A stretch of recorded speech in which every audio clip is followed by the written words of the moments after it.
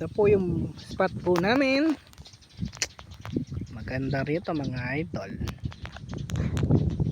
So, kaya tayo sa tree house. Kayatin natin ang tree house.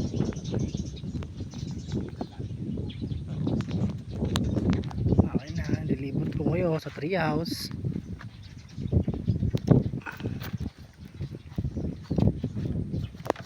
Vlog lang.